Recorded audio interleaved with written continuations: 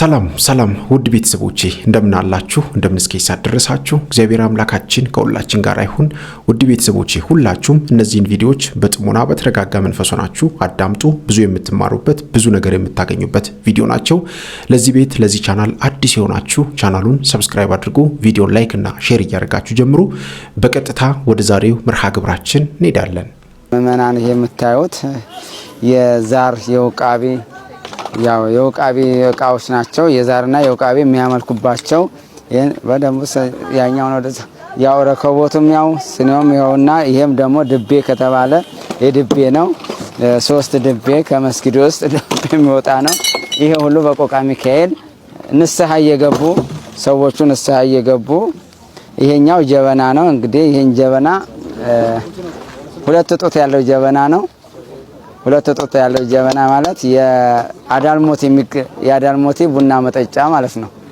አዳልሞቲ ቡና የሚጠጣበት ነው፣ የሚፈላበት የሚገብሩበት ማለት ይሄ 2 ጡት ያለው ጀበና ነው ማለት ነው። እንግዲህ እግዚአብሔር አምላክ እነኚህ ሰዎች ንስሐ እንዲገቡና ያው ወደ እግዚአብሔር ታርቀው ወደ ንስሐ ገብተው ነው። ያው ይሄ ምንም አይጠቅምም ያው ማለት ነው። ይሄ ሁሉ ስኔው ነው፣ ረከቦቱ ነው። ይሄ ሁሉ ልብስ ነው፣ ያው የውቃቢው ልብስ። ይሄኛው የጠቋር ልብስ ነው። ጠቋር ይሄኛውን ይለብሳል። የጠቋር ልብስ ነው። ይሄኛው አዳል ጸሎን ተው። ይሄ የጠቋር በቀይና ነጭ ጥቁርና ይሄ የጠቋር መገበሪያ ነው።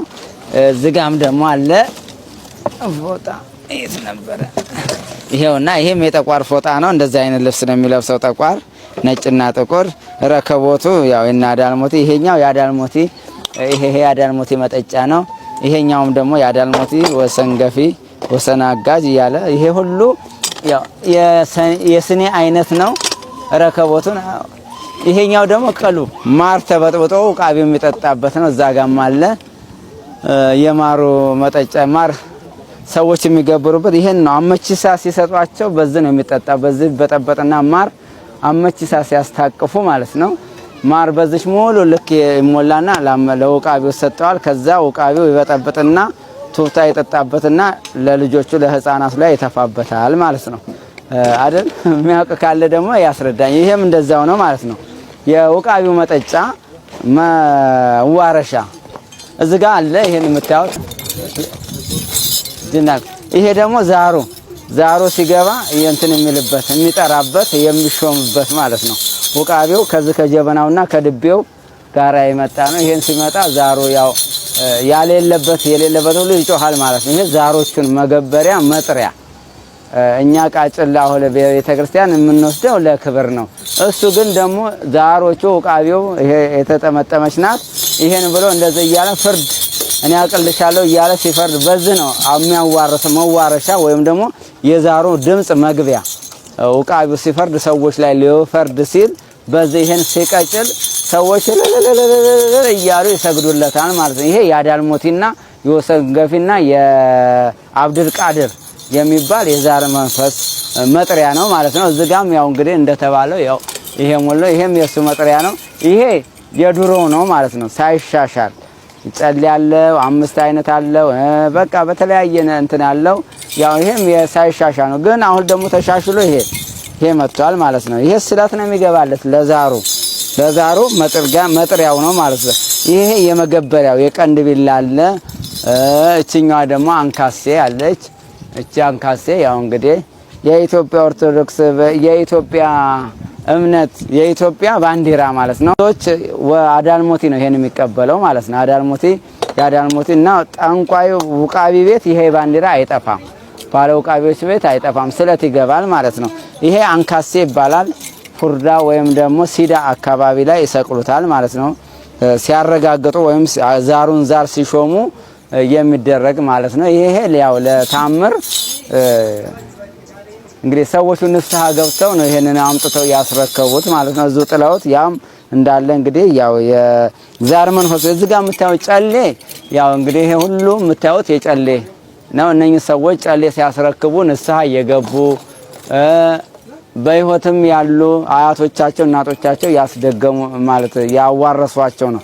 አሁን ግን በእግዚአብሔር ተምረው ወደ እግዚአብሔር ሲመለሱ ይሄንን ጨሌውን እያመጡ እየጣሉ ንስሐ እየገቡ ቅዱስ ቁርባንን እየተቀበሉ ያ ደግሞ በቢላው ነው። ያ ቢላው ደግሞ ምንድነው መገበሪያ ከብት የሚያርዱበት የጠቋር በሚታረድበት ወሰንገፊ ወይም ደግሞ አዳኝ ወርቆ ሻምበሳ አይገበሩበትም ማለት ቢላም ልዩነት አላቸው ማለት ነው። እና እንደዚህ አይነት ነው። ይሄም ያው እንደዛው የመገበሪያ ነው። ይሄ ጦር ነው። ይሄ ዝጋማ ትንሿ አለች ምንድናት? እቺ እንግዲህ አለች። እኛውም ያው የዛር መጥሪያው ናት።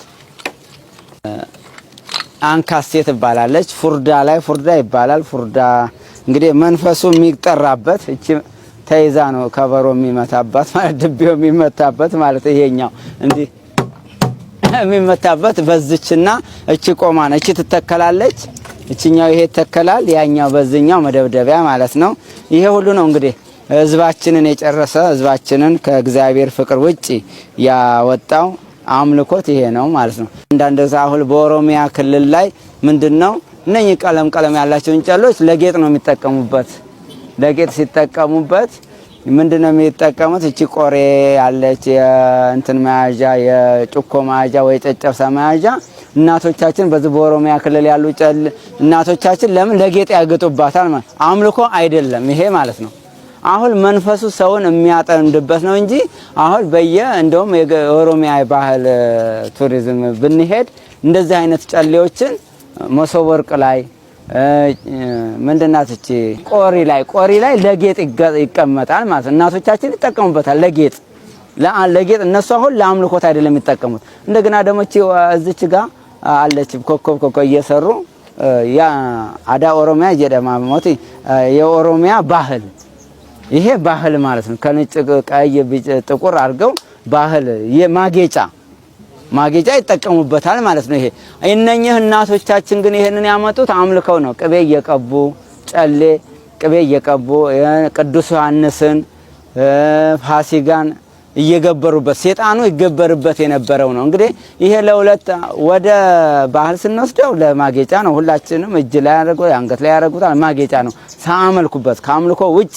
ማጌጥ ማለት ብዙ አለላ ስፌትን እንደሚያሳምር ሁሉ ቀለም ስፌትን እንደሚያሳምር ሁሉ ለቀለም ለማሳመሪያ እንጠቀምበታለን ማለት ነው። ይሄ ግን አሁን እዚህ ጋር የመጡት ምንድነው ለቀለም ሳይሆን የመጡት ሰዎች ያመልኩባቸው ውቃቢው ይጠቀምበት የነበረው አሁን አረንጓዴ ቢጫ ወሰነገፊ ወይም አዳልሞቴ አረንጓዴ ቢጫና ጥለትን ልብስ እንደሚፈልግ ሁሉ ዛሯ ሴት ዛር ሙጫ ዘሪጋም አዶ ከበሬ ወይም ደግሞ አቴቴ ዱላ አቴቴ ግንቢ የሚባሉ የጨሌ አዳሃዶ አደምልኪ ጀደማ አባ አፋ ኦሮምፋ አዳሃዶ አደምልኪ ጀደማ እሺን ተና እንጃለቲ ይሄንን ተወዳለች ማለት ነው። ይሄንን ጨሌውን ስለዚህ በእንደዚህ ላይ እያደሩ ነው ዛሬ እናቶቻችንን ከእግዚአብሔር ፍቅር እየለዩ መጥፎ ሴጣን በሽታ የተለያየ በሽታ ይሄን ካልገበሩ ያው ልጆቻቸው ለሴጣን ይጋለጣሉ ማለት ነውና ይሄ ነገር ያው እንግዲህ ከአምልኮ የመጣ ነው እንጂ ከሌላ ለጌጥ አይደለም የተሾመ። ንስሐ እዚህ ያመጡ ንስሐ እየጣሉት ንስሐ እየገቡ ወደ ቅዱስ ቁርባን እየተመለሱ አንድ ሐሳብ ከመጽሐፍ ቅዱስ ይዤ መጥቻለሁ። እስከ መጨረሻው ድረስ ተከታተሉ። ወጣቶች ያላገባችሁ ከሆናችሁ ይሄን ነገር በደንብ ካነበባችሁ እመኑኝ ቀጣይ ህይወታችሁን በጣም ያምር ታደርጋለህ። ፍቅረኛሞች ካላችሁም ደግሞ ይሄንን ጥቅስ በደንብ በተደጋጋሚ እኔ የሆነ የሚገርም ኤነርጂ ስለምሰጠኝ ነው። ፍቅረኛ ያላችሁ ሰዎች ይሄን አንብቢ በላት ጠዋትና ማታ ምን ያህል የባህሪ ለውጥ እሷ ላይ እንደምታይ ትታዘበኛል። ጥቅሱ የት ላይ መሰላችሁ? አንደኛ ቆሮንቶስ ምዕራፍ 13 ከቁጥር 1 ላይ ያለ እንግዲህ ሰው ልጅ ስለ ፍቅር የሆነ ነገር ማወቅ ከፈለገ መጀመሪያ በተደጋጋሚ ሊያነቡና ፍቅር እንደዚህ ነው እንዴ? ይሄን ሳላቅ ታዲያ አግብቼ ምን እሰራለሁ? ይሄን የፍቅርን ትርጉም ሳላቅ አግብቼ ምን እሰራለሁ? ይሄን የፍቅርን ትርጉም የማታቀን ሴት ብትወድም ለሷም ችግሩ ነው፣ ለራንተም ችግር ነው። አንድ ሰው በተለይ ክርስቲያን ከሆነ መሰረታዊ ማወቅ ካለበት አንድ ጥቅስ ይሄን ጥቅስ በደንብ ሁሉንም ባውቅ ጥሩ ነው። ነገር ግን ይሄን ጥቅስ ሊያቅ ይገባዋል። በጣም በሚገርም ሁኔታ አንደኛ ቆሮንቶስ ምዕራፍ 13 ከቁጥር 1 ጀምሮ በሰዎችና በመላእክት ልሳን ብናገር ፍቅር ከሌለኝ እንደሚጮህ ናስ እንደሚንሿሿ ጸናጽልም ሆኛለሁ ይልና የትንቢት ስጦታ ቢሆን ይሻራል፣ ሚስጥርን ሁሉ ዕውቀትን ሁሉ ባውቅ ተራራውንም ከቦታው የሚነቅል እምነት ቢኖረኝ ፍቅር ግን ከሌለኝ ከንቱ ነኝ። ምንም አይነት ሰው ሁን ብቻ በውስጥ ፍቅር ከሌለ ያው ከንቱ ነክ ማለት ወይ እኔም እንደዛው ለሰው የሚሆን ፍቅር ከሌለ፣ ለጓደኛ፣ ለሰራተኛ፣ ለዘመድ፣ ለቤተሰብ፣ ለሚስት፣ ለባል የሚሆን ፍቅር ከሌላት ምንም ሃይማኖቷ ምንም አይደለም፣ ምንም የላትም ማለት። ከዛ ምን ይላል መሰላችሁ? ያለኝን ሁሉ ብሰጥ ሰውነቴ እንዲቃጠል ለእሳት ብዳርግ ፍቅር ግን ከሌለኝ ምንም አይጠቅምም። በቃ ያለኝን ለደሃ ብሰጥ ምን ባረግ ፍቅር ከሌለኝ ከንቱ ነኝ። እንግዲህ ጎልማሳም ሁን ወጣትም ሁን በጣም ብዙ ነገር ኖሮክ የሚገርም መልክ ኖሮሽ ውስጥሽ ፍቅር ከሌለ በቃ ምንም የምትጠቅሚ ሰው አይደለሽም ነው የምትሆኚው ማለት ነውና ይሄንን ይልና ወረድ ብራችሁ ስታነቡ በጣም ልቤን የሚሰብረው ነገር ይናገር። ምን ይላል? ፍቅር ታጋሽ ነው ይላል። ይሄንን ጥቅስ አልኳችሁ። ለፍቅረኛሽ ላኪ፣ ለሚስት ላክላት፣ ወይ ደግሞ ለፍቅረኛ ላክላት። በቤተክርስቲያን ሄጄ ስለ ጋብቻ ሳስተምር ኦኬ እዚህ ጋር ነበርኩ እንዴ ለካ ብሎ በጣም ብዙ ሰው ራሱ ነው ያያል። ይሄንን ያለማወቅ ነው። በጣም ብዙ ሰዎች መጽሐፍ ቅዱስ ላይ ሁሉ እኮ ተቀምጧል። የሚስት ግዴታ ተቀምጧል፣ የባል ግዴታ ተቀምጧል፣ የችግር አፈታት ዘዴ ተቀምጧል። እኛ ስለማንጠቀም ስለ ስነ ምግባር፣ ስለ ስርዓት፣ ስለ አካሄድ፣ ስለ አኗኗር፣ ስለ ቤተሰብ አያያዝ ተጽፏል ሁሉ ነገር የሚገርማል። ስለዚህ ምን ይላል መሰለህ? ፍቅር ታጋሽ ነው ይላል። ፍቅር ታጋሽ ነው። ትዕግስት በውስጧ ፍቅር ያላት ሴት ትዕግስተኛ ነች። በውስጡ ፍቅር ያለ ሰው ትዕግስተኛ ነው። ከማግባትሽና ለምታገቢው ሰው ፈተና ከመሆንሽ በፊት መጀመሪያ ትዕግስት ይኖርሽ። የማንም ከመሆንሽ በፊት መጀመሪያ የራስሽ ሁኚና ትዕግስት ይኖርሽ። እንደው አደራሽን የማንም ሴት ከመሆን በፊት መጀመሪያ የራስህ ሆንና ትዕግስት ይኖር። ፍቅር ታጋሽ ነው ይላል። ከዛ ምን ይላል መሰለህ? ደግሞም ቸር ነው ይላል። በመስጠት ደስ ይለዋል፣ ምን በማድረግ ደስ ይለዋል፣ ምን በማድረግ ደስ ደግሞም ቸር ነው ይላል። በጣም ወደው ቃል። ከዛ በኋላ ምን ይላል? ፍቅር አይመቀኝም እሱ ስለተኛ። አንዳንድ ሰው ሚስት ባለቤቷ ሲተኛ ይጨንቃታል፣ ባል ሚስቱ ይጨንቀዋል። ስልክ ሲይዝ ለናቴ በእርግጥ እዚህም የመጣ ነው ከሴቶቹ ጋር ባለ ፍቅረኛቸው ትታቸው በጣም ብዙ ፎቶች ሰልችቷል አይደል? ይነጋል፣ ይመሻል፣ አንድ አይነት ህይወት። እንደ ቀልድ 7 ዓመት ሙሉ ተዘፈዘፍክ። ያንተ ጀለሶች ግማሾቹ ካናዳ፣ ግማሾቹ ሮማኒያ።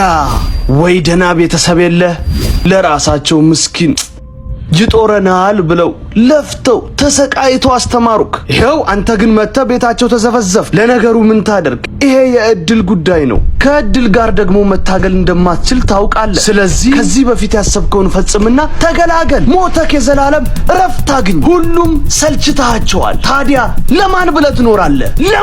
ለማን ትኖራለህ? ማን ይፈልግሃል? ለማን ትኖራለህ? ለማን? ለናቴ ኖርላታለሁ። ባካት ሸወድ። እናትህን ባንተ ውስጧ ተጎድቷል። ምናልባት አንተ አላስተዋልክም እንጂ እለት ራሱ ፊቷ እየተቀየረብህ ነው።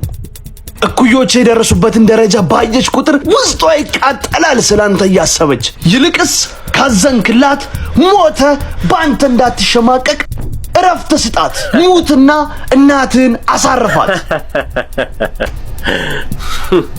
ምን ያስቅሃል? አየህ መተ እዚህ ጋር ተሸወድክ። ምናልባት እንዳልከው እማረባ የደነዘዝኩ ሽባ ልሆን እችላለሁ፣ ግን አንድ ነገር አውቃለሁ። እሱም እናት የምትሞተው ልጇ የሞተባት ቀን ነው። ስለዚህ ከነ ችግሮቼ መኖሬ ለናቴ መሰጣት ትልቁ ስጦታዬ ነው። ለናቴ ስለኖራለሁ እግዚአብሔርም ይረዳኛል።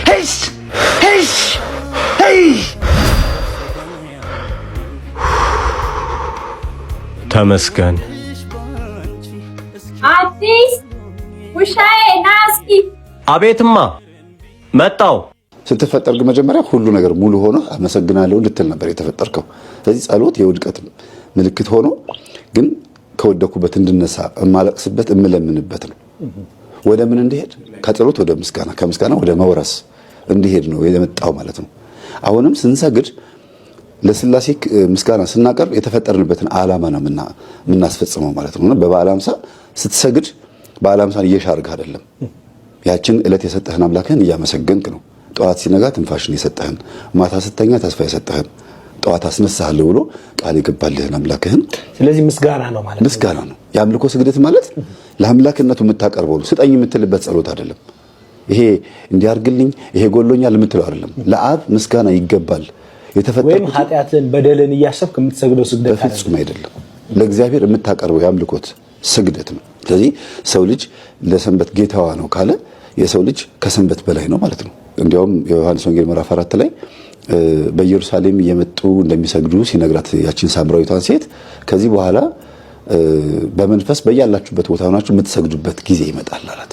ኢየሩሳሌም ድረስ መታችሁ መሳለምና መስገድ አይጠበቅባችሁም።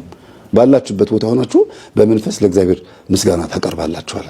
ስለዚህ ለእግዚአብሔር ምን ሰግደው በበዓለ ሃምሳ ውስጥ ለአምላክነቱ ክብር በመንፈስ ነው። በየትም ቦታ በየትኛውም ዕለት በየትኛውም ሰዓት አይቋረጥም። ግን ይሄን አድርግልኝ ይሄን ስጠኝ ብሎ አይጸለይም፣ አይሰገድም። መጸለይ ይቻላል፣ አይሰገድም። እንደገናም ደግሞ ቅዱሳን አባቶቻችን የሚሰገደው የጸጋ ስግደት አለ። አጠቃላይ በሙሉ እሱ አይሰገድም። ግን ታመሰግናለህ። እመቤቴ ስምሽ የተመሰገነ ይሁን ትላለህ። ይሄን ስላረሽልኝ መቼም ስለ አንዲት ሴት አመሰግናለሁ ብላ ማመስገን በበዓለ ሃምሳ አልተከለከለም። ሄደህም ደግሞ እመቤቴ ይሄን ካረሽልኝ ይሄን ጥላ አስገባለሁ ማለትም አልተከለከለም።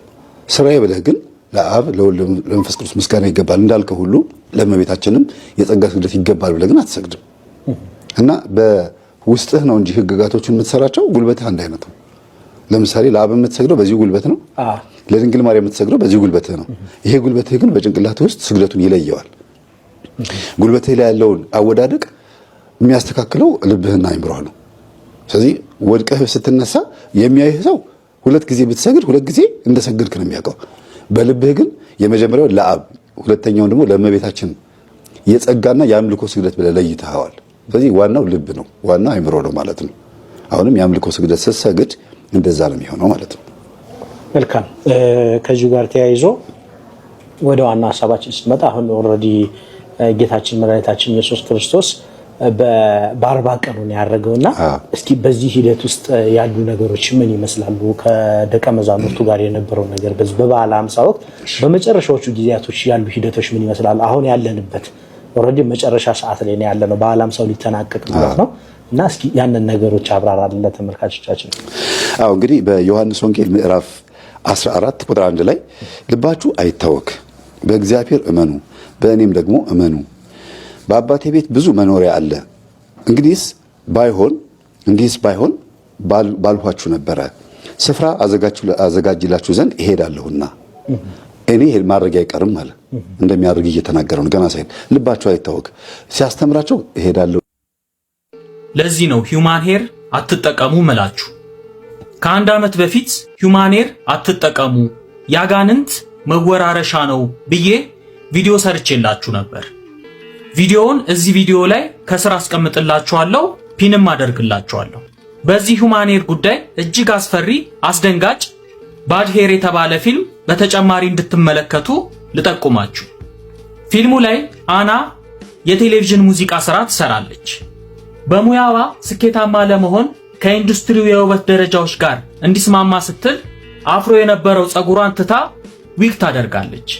እንዳሰበችው ስኬት ላይ የደረሰች ቢሆንም ብዙም ሳይቆይ አዲስ ያስተከለችው ሂውማን ሄር በራሱ ከተፈጥሮ በላይ የሆኑ ክፉ ነገሮችን ማከናወን ጀመረ። ብዙ ውድመትን ሲያስከትል ፊልሙ ላይ መመልከት ትችላላችሁ። አንድ ነገር ሲቆርጣት ሂውማን ሄሩ ደሟን ይመጣል። ከምትበላው ምግብ ላይ ሳይቀር ይሄ ዊግ ከቻፑን ሙጥጥ አድርጎ ይልሰዋል። ንጽህና መጠበቂያዋን ልታደርግ ስትል ይህ ተአምረኛ ዊግ የወር አበባዋን ሳይቀር ይመጣል። ይህን በማድረጉ ጸጉሩ እያማረበት ይሄዳል። በዚህ ጉዳይ አና ግራ ስለገባት ጥናት ማድረግ ትጀምራለች። በጸጉር ዊግ ኢንዱስትሪ ውስጥ ከሞቱ ሰዎች ላይ ሳይቀር ጸጉር እየነቀሉ እንደሚሸጡ ትደርስበታለች። ሌሎች ምስጢራዊ ነገሮችንም ማግኘት ትጀምራለች። ሳላበዛባችሁ ሙሉውን እንዳልነግራችሁ ቀሪውን አስገራሚና አስደንጋጭ ነገሮች ከፊልሙ ላይ ማየት ትችላላችሁ። ይህ ፊልም እንደ አውሮፓውያን አቆጣጠር በ2000 አካባቢ ለእይታ ቢቀርብም ያልተወራለት ያልታየበት ምክንያት በራሱ እጅግ በጣም አጠራጣሪ ነው። ስንት ዓመት ተጫወትክበት? 30 ዓመት የሰራውን ላፍ አፍና አፍ እንዲህና እንዲህ ያው እንዲህ ሲያወራ እንዲህ በቃ እንዳይነጋገሩ ሁለቱ። እስቲ እንዴት ነው? ያው አፍ እሱ እንዲህ ሲያወራ እንዲህ ባለሰዋለሁ። እስቲ አዙርና አሳየኝ እንዴት እንደምታር በቃ እንዲህ በቃ ታዞረው። አዎ አፍና አፋቸው። አዎ በቃ በየቀኑ ሁሉ ነገር ተከታትዬ ምስጢር ነኝ ውስጥ ስልጣን አትሰጥ ለመናገር የምን ምስጢር ነው? ምስጢር የዘመን ምስጢር አታዝማ። አይ ስም ጥራል አለ አልጠራምሽ። ግን የገባው በምንድን? በምግብ በልብስ በምግብ በግብዣ በግቢ ውስጥ በመቅበር ከኔ በላይ እንዳትሆን ወደ ታች እንድትቆረቁዝ ልጆቿ ደግሞ ከዚህ ሁሉ አምልጠው ይሄ ምርቃት መሰለ የአባቱ የእናቱ ታዲያ ይመረቃ ምን አገባ እያለቀሱ ነው የመረቁት። ታዲያ ይመርቁታ ምን አገባ ሲመርቁት ልጆቹ ላፍ ወደ ዲግሪ ላፍ ወደ ዲፕሎማ ላፍ ተፍ ውልቅ ጉዴ ፈላ ነው። እንዴት አልኳ 30 ዓመት ሙሉ ቁጭ ብላ ወዳዳው እየታደስኩ እያልኩ ያልታደስኩበት አለ። ልንገርህ ትፈልገዋለህ? በምን እንደምትታደሰው በአይነት በጠላ ለልጇ አርክቴክት ምን የመሰለው ያሰላ ሰው የለህም አትመሰክርም። የትምህርት ቤቱ አይን የሆነውን ምን አረከው? በቃ አሁን ሽባ አትለው፣ ሙታን አትለው፣ ቁማን አትለው፣ የሞተ አትለው፣ የቆመ አትለው፣ ሬሳ አትለው፣ ምን አትለው፣ ባዶ ቤት ቁጭ ነው። እውነት ነው። አዎ አሁን ባዶ ሆኗል። እሱ አርኪቴክቸር ነበር፣ ተቋራጭ ነበር። እሱን ሁሉ አጥቶ አሁን እዚህ ውስጥ ነው ያለው። የት አለ? ጥራዋ ሽፈራው አርኪቴክቸር ነው። አሁን ተቋራጭነት ሁሉ ቀርቶ አሁን ባዶን አስቀርተው በሰው እጅ አሳደሩታል። አንተ እየተባለ ተቃቀሱበታል። ይኸውልህ ተቃቀሱበት። እንዴት እያሉ አንተ እንዴት ነው? እኔ ነኝ እኮ እንዴት እያሉ ነው የሚተቃቀሱት? ሽፈር ሞታለች እኮ ይሏታል። አንቺ ይሏታል። ሞታለች። ምን ሆና ነው? ወይኔ እሱ ላይማ መሀንዲስ ነው። አዲስ አበባ ከተማ መሀንዲስ ሁሉ ነበር።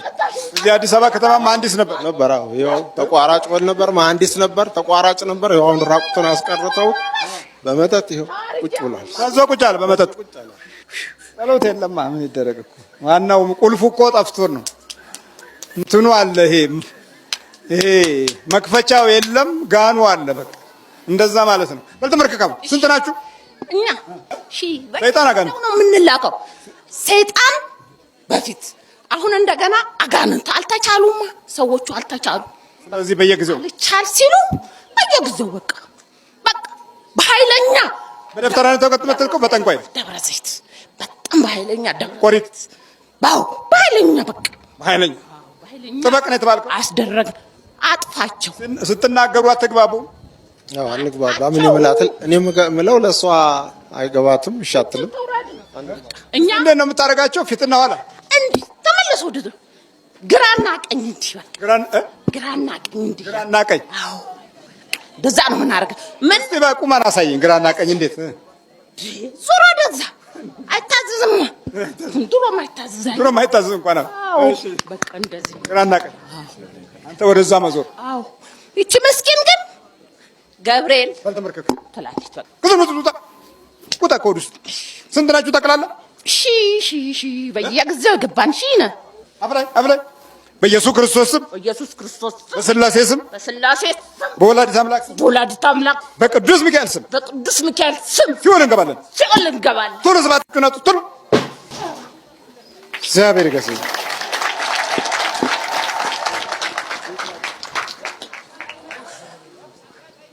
አሰላ ዛ እንግዲህ ሁለት አውቶቡስ ነው ከዛ የመጣው። 15 ቀንም መተን ነበር እንደዚሁ ጮጮ ሄደ። የዛሬ 5 ዓመትም መተናል። መጀመሪያ እዚህ ነው የሁሉ መተት የሚባል ነገር እኔ አላምንም ነበር። የዛሬ 5 ዓመት እዚህ እርሶ ጋር አንድ ልጅ አለ፣ እሱ ተከታይ ለምጥ ያዘው ልጅ አለ። እናትህን ጥራ ብለው አስጠርተውት መተን ከዛ በኋላ ነው እኔ መተት እንደዚህ ሰው የሚያጠፋ መሆኑን ልጆች የሚያጠፋ መሆኑን የተረዳው ከዛ በኋላ ነው። ከዛን ጊዜ ጀምሮ በየጸበሉ እዚህ እንመላለሳለን። እኛ ተፈታ እንላለን፣ ተመልሶ ያው ነው። ተፈታ እንላለን፣ ተመልሶ ያው ነው። ጸሎት ቦታ አስተካክላችሁ መስገድ መጸለይ ነው እኮ ችግር። እኔ አለኝ አሁን ያስቸገረኝ እሱ ነው። እስቲ እሱን ምን እንደማደርግ ሲምከሩልኝ እንጂ የሌሎቹ ሁሉ አላቸው። እሱ ነው አሁን ያስቸገረኝ። ልቦናውን ወደ መንገድ ወደዚህ ወደ ፈጣሪ መንገድ አልመልስ አለ። ተፈታተነው እሱን ተፈታተነው። ሌሎች እንኳን ጎበዞች ናቸው። ይሄ ነው። እስቲ አባቴ እንግዲህ በርቻን ማነሽ አበበች አበበች በርቺ እንጂ አበበች። እንዴት ነው ስግደቱ መቀጥቀጥ እንዴት ነው? የለም እንዴ ቤታችሁ ቤተክርስቲያን ሄዳል። መሄድ አይደለም መሄድ እኮ አይደለም። ቤት መጸለይና ቤት መስገድ፣ ቤት መቀጥቀጥ፣ ቤተክርስቲያን መሄድ እንዴት ነገር ነው? ቤተክርስቲያን ስለሄድን እኮ መንፈስ አይወጣም። ቤት እያደረ ቤት አብሮ እየበላ አብሮ እየጠጣ እያጫጫሰ የተቀመጠ መንፈስ እንዴት በመሄድ አይወጣም? ቤት ጸሎት በጋራ ካልጸለያችሁ እንዴት ይሆናል? ይሄ የጋራ ጸሎት ከሌላችሁ መንበርከኪያ ጊዜ ካላበጃችሁ ሶስታት ነው። ራሴ ያለኝ ራሴ ምን ማጋሉ አብሮክቹ ካልጸለ አሁን እንዳልነው ነው። ምንድነው ኋላና ፊት ነው ሐሳብ የተባለው ነገር ሆነ ስለሆነ ጸሎቱ አለ፣ ግን እቤት አታሰለቹትም ነው በቃ። በአጠቃላይ እቤት አብሮ ይተኛል፣ አለቀ። ሌላ ነገር የለም። ጸልያለሁ እኮ አባ ምንም ይሄ ቀረኝ የምለው ነገር የለም። እንግዲህ እግዚአብሔር እንግዲህ ይርዳኝ እሱ እንጂ ቢታደስም እኮ ምንም እኛም ማደስ ነው። እኛም ጸሎታችንን ማደስ እነሱ ሲያድሱ ያለም እኛም ማደስ በቃ ኃይል እየጨመርን ማምጣት ያ ነው ችግሩ እኮ። ክፉ እንዴት ይበልጣል? እኔ እኮ የሚገርመኝ የእግዚአብሔር የሆነው እያነሰ እንዴት ክፉ ይበልጣል? ክፉ እንዴት ያሸንፋል? ክፉ የሚያሸንፈው እኛ ክፉ ስንሆን ነው። አንቺ እኮ አይደለሽም ለራስሽ። ክፋት እኮ የሚታወቅ እንትን የለውም። ግን መንፈስ የሚፈልገው የበለጠ መኖሪያ የሚፈልገው እንደዚህ ነው። እኔ ለሰውም ክፉ አይደለሁም። እንግዲህ እግዚአብሔር ነው የሚያውቀው የልቤን። በርቺ፣ አሁን በርቱ በሉ።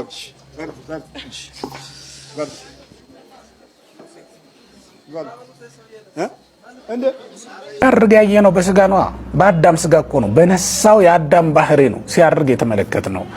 ያንኑ የአዳምን ስጋ ይዞት ሲወጣ ያየ ነው። ለዚህም እኮ ነው ደመና ከዓይናቸው ሰውራ ተቀበለችው ይላል። ተመልከቱት። በመለኮቱማ አረገ ወረደ ተብሎ እኮ አይነገርለትም። በስጋ ቢሆን ነው፣ በሰውነቱ ስለሆነ ነው። ማረጉ በሰውነቱ ስለሆነ ነው። ልብ በሉት።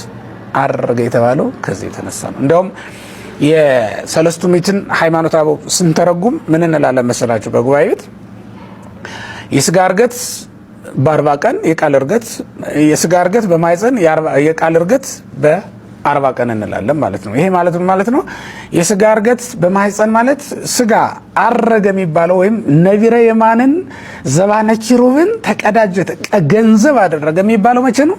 ከመለኮቱ ጋር ባዋሃደው ጊዜ ነው ማለት ነው። ያቺ ቅጽበት የስጋን እርገት ታረጋግጣለች። ምክንያቱም ስጋ ከመለኮት ጋር ተዋህዷልና የመላእክትን ምስጋና የተቀበለባት ሰዓት ስለሆነ አስተውሉ። በዕለተ ልደቱ መላእክት ወርደው ያመሰገኑት የሚገባ የባህሪውን ምስጋና ነው። የጸጋ ምስጋና እንዳይመስላችሁ። በማንም ልደት ይሄ ዝማሬ አልተደረገም። መላእክት ከሰማይ ወርደው አላመሰገኑም፣ አላገለገሉም። መላእክት ወርደው ጽንሱን የተናገሩ ያበሰሩላቸው ሰዎች በጣም ብዙ ናቸው። መላእክት ወርደው የጠበቋቸው የተገለጡላቸው ብዙ ናቸው። እንዲህ አይነት ዝማሬ ግን ያቀረቡላቸው ሰዎች አይገኙም። የሱ ግን ምስጋና የባህሪው ስለሆነ ያንን ምስጋና አቅርበውለታል ማለት ይሄ ለባህሪው የሚገባውን የሚስማማውን ያቀረቡለት ማለት ነው በዕለተ ልደቱ። ከዚያን ጊዜ ጀምሮ ስጋ የባህሪ አምላክ ሆኗል። ስለዚህ ነው የስጋ እርገት በማህፀን የሚባለው። ለዚህ ነው የቃል እርገትስ በ40 ቀን። ዛሬ ቃል በስጋ አረገ ነው የምንለው። ቃል በስጋ አረገ በስጋ መሆኑ ነው። እንግዲህ ከዓይናቸው ሰውራ ደመና ተቀበለችው የተባለችውም ከዚህ የተነሳ ነው ማለት ነው። ከዓይናቸው ሰውራ ደመና ተቀበለችው። መለኮትማ ቢሆን ተሰወረ እኮ። የፀሐይን ብርሃን ምንስ አይነት መጋረጃ ብትጋርዱ ልትሰውሩ ትችላላችሁ? ልትጋርዱ ትችላላችሁ? ሊጋረዱ እኮ የሚችል ነገር አይደለም። ክርስቶስ ከፀሐይ ብርሃን ይልቅ የሚሰፋ ታላቅ ብርሃን አይደለም እንዴ? በዓለም ሁሉም ሊመለከት አይን ያለው ሁሉ ሊመለከተው የሚችል ታላቅ ብርሃን አይደል? ታላቅ ወገግታ፣ ታላቅ ብርሃን። መብረቅ እንኳን ከሰማይ አንድ ጊዜ ብልጭ ሲል በመላው ዓለም አንድ ጊዜ ይታየለም እንዴ? መብረቅ በበረቀ ጊዜ ብልጭ ባለ ጊዜ የማይታይበት ስፍራ አለ? መለኮት ሳረገ ወረደ እንዴት ሊባል ይችላል? በሁሉም ቦታ የሚገኝ ነው። በሁሉም ቦታ የሚታይ ነው። ፀሐይን እዚህ ያለች እዛ ያለች ማን ይላታል? ሁሉም ቦታ ያለች ስለሆነች ማለት ነውና ይሄ እርገት በግልጥ መሆኑ አንዱ የጠፋው በግ አዳም መገኘቱን ለማብሰር ነው። የጠፋው ተገኝቶልኛል፣ የሞተው ድኖልኛል፣ ደስ ይበላችሁ ለማለት ነው። ለዚህ ነው መላእክት ሲዘምሩ የታዩት። ተመልከቱት። እንዲህ እየተባለ ነው የተዘመረው። ዳዊት እንደተናገረው በመዝሙር 23 ቁጥር 7 ላይ አርኅዉ ኆኃተ መኳንንት እየተባለ መኳንንት ደጁን ክፈቱ ደስ ይበላችሁ እየተባለ ወይትራውሃት ለፍጥረት ከጥንት ጀምሮ የተዘጉ በሮች ሁሉ ይከፈቱ ተብሎ ማለት ነው። እንዲህ እየተባለ እየተዘመረ ነው የሄደው ማለት ነው። አርገ እግዚአብሔር በይባቤ ዘምሩ ለአምላክን መላእክትን ጭምር እኮ ነው ዳዊት ዘምሩ ለአምላክን የሚላቸው። እነዚያ ሁሉ ፍጥረታት እየዘመሩ ለምን የጠፋው ተገኝቷል የሞተው ድኗልና። ታስታውሳላችሁ በዚህ በሉቃስ ምዕራፍ 15 ቁጥር 11 ጀምሮ ባለው ታሪክ ውስጥ ስለጠፋው ልጅ የተነገረ ታሪክ አለ። በመጨረሻ የታሪኩ መጨረሻ ላይ ምንድነው የሚለው? ተፈስሑ ሊተ ነው የሚለው። እስመረከብክዎ ለወልዴ ነው። ልጄ ጠፋ ካልኩት ተገኝቷል፣ ሞተ ካልኩት ድኗልና ደስ ይበላችሁ ብሎ ሰዎችን ሁሉ ጠራ ነው የሚለው። እንዲያውም እርድ ሁሉ ፍሪዳ ሁሉ ቀርቦለት ለጣቱም ቀለበት ለእጁም አምባር ተዘጋጅቶለት እንዲህ ባለ ሁኔታ ነበር አይደል ልጁን የተቀበሉት። አዳም ነው እሱ ማለት የጠፋው ወግ ማለትም አዳም ነው። የኛ ባህሪ ነው ወገኖች። ከእግዚአብሔር ፊት ኮብልሎ የነበረውን ባህሪያችንን ይዞ ታረገ ወደ ሰማይ። ጥሎት አይደለም ያረገው። ጥሎት አረገ የሚሉ መናፍቃን አሉና እነሱን ድል ለመንሳት የሚሆነን የሚያሳፍር ነገር ወይም አይሁድንም ሳይቀር የሚያሳፍር ነገር ከትንሣኤ እስከ ዕርገት ሲያሳየን ነው የነበረው። እሱ ራሱ እንደሆነ አስረግጦ ነግሮናል። እኔ እንደሆንኩ እዩ ዳሱ እመኑ ብሎ እኔ እንደሆንኩ ኑ የተወጋ ጎኔን የተቸነከረ እጅና እግሬን እዩ ዳሱ ብሎ የተቸነከረ እጅና እግሩን የተወጋ ጎኑን አስዳሱን እሱ መሆኑን አረጋግጠናል። ስለዚህ ዛሬ እንዲህ ባለ ሁኔታ ሲያደርግ የተመለከትነው ክርስቲያኖች የጠፋውን እንደተገኘ የሞተውም እንደዳነ ለፍጥረት ሁሉ ማሳያ እንዲሆን ለማድረግ ነው የተደረገው ማለት ነው። በመጨረሻም እንግዲህ ውድ ቤተሰቦቼ በዛሬው ቆይታችን በዛሬው ትምህርቶቻችን እነዚህንና መሰል ጉዳዮችን ለመዳሰስ ለማየት ሞክረናል። በቀጣይም እንደዚሁ የሚያነቁ የሚያበረታቱ መንፈሳዊነታችንን የሚያሳድጉ ከፍ የሚያደርጉ እኛን ለንስሐ የሚያዘጋጁ ትምህርቶችን ቪዲዮዎችን ይዤላችሁ እስከምንገናኝ ድረስ የቅዱሳን አምላክ ከሁላችን ጋር ይሁን። ላስተማሩን ለመከሩን ለገሰጹን ለአባቶቻችን ለወንድሞቻችን እግዚአብሔር አምላካችን በእውነት ረጅም ዕድሜን ያድልልን። እኛም እንድንጠቀም ፍሬ እንድናፈራ እግዚአብሔር አምላካችን ያግዘን። በሀገር ውስጥም ከሀገር ውጭም ያላችሁ እህቶቼ ወንድሞቼ ቤተሰቦቼ ሰላም እግዚአብሔር ከሁላችሁ ጋር ይሁን እላለሁኝ። ይቆየን። አሜን።